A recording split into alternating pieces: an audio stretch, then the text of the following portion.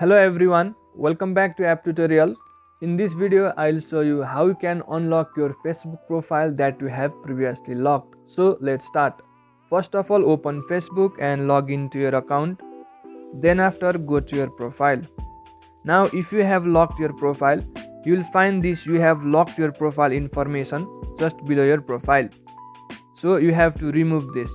Now in order to remove this description or simply unlock your profile, tap on these three dots on the right side of edit profile. Now from the list you will find this unlock profile section. Tap on unlock profile, then after select unlock. Now further confirm it by tapping on unlock your profile. As you do that, you have now successfully unlocked your profile. Now you won't find the same description about your profile being locked that you found previously. Hence, in this way you can successfully unlock your Facebook profile. Well, that's it for the video.